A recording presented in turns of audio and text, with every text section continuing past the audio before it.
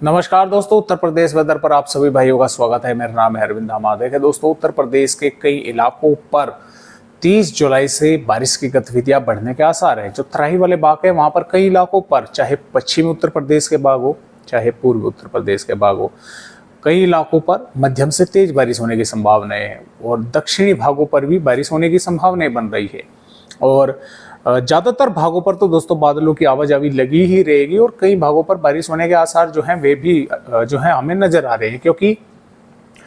जो एक तो सर्कुलेशन बना हुआ है गुजरात के भागों पर, ये लगातार बाहर निकल रहा है अरब सागर पर। इसके अलावा बंगाल की खाड़ी पर बन चुका है एक और नया सर्कुलेशन, और ये सर्कुलेशन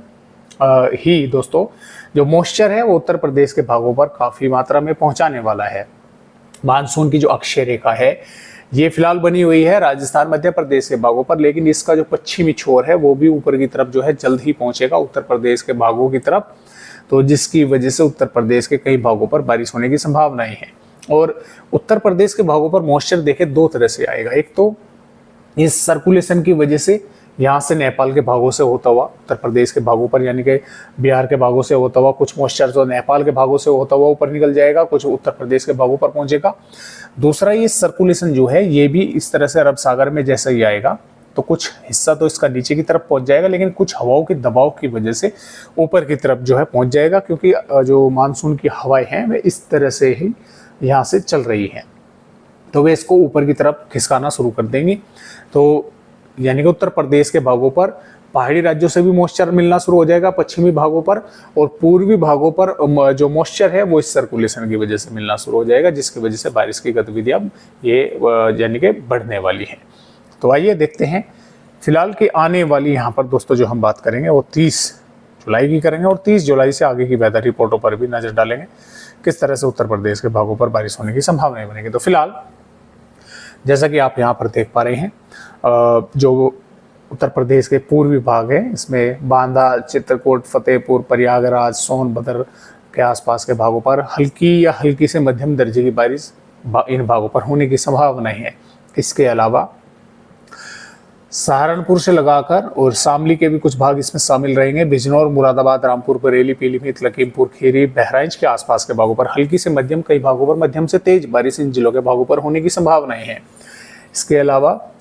श्रावस्ती से लगाकर और महाराजगंज, कुशीनगर, देवरिया, बलिया, गाजीपुर से और गोरखपुर के आसपास के भागों पर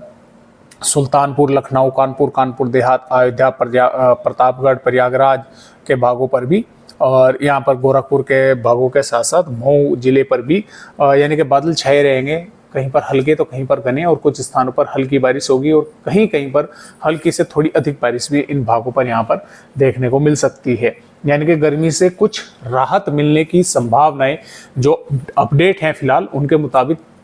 लग रहा है कि राहत जो है अच्छी खासी पूर्वी उत्तर प्रदेश के भागों को गर्मी से मिलने वाली है। इधर मुजफ्फरनगर, बागपत, मेरठ, गाजियाबाद, गौतम बुद्ध नगर, बुलंदशहर, हाथरस, आगरा, फिरोजाबाद, एटा, इटावा तक और जालौन, झांसी तक, और इसमें हम बोल सकते हैं कि बदायूं से लगाकर शाहजहांपुर के भागों पर और हापुड़, मेरठ के भागों पर भी और फरुखाबाद के भागों पर भी यहाँ पर क्या होगा कि बादलों की आवाजाही यहाँ पर भी लगी रहेगी। कुछ स्थानों पर देखिए यानी कि आपको मैं अगर बताना चाहूँ तो जो भाग बिजनौर, मुरादाबाद, रामपुर, बरेली, पीलीभीत से लगे हुए हैं यहाँ पर हल्की से मध्यम दर्जे की बारिश होगी, और जो इन जिलों से नीचे के भाग हैं यानी कि बागपत से लगाकर और शाहजहांपुर से नीचे के भाग हैं और बदायूं से नीचे के भाग हैं, वहां पर हल्की बारिश या एक दो भागों पर ही हल्की से थोड़ी बहुत अधिक बारिश देखने को मिल सकती है। अब जैसा आगरा, मथुरा के भाग हैं, यहाँ पर फरुखाबाद के भाग है, कन्नौज के भाग है, यहाँ पर क्या होगा कि देखिए जो यानी कि ऊपर से मॉइस्चर जो आएगा यानी कि उसको आने में समय लगेगा। ऐसा नहीं है कि सुबह से ही बादल दिखाई देंगे, सुबह से कुछ भागों पर बादल दिखाई देंगे, कुछ पर दोपहर से, कुछ पर शाम के दोपहर के बाद। तो इस तरह से इन भागों पर भी बादल आएंगे और बारिश होने की संभावना है। आगरा, मथुरा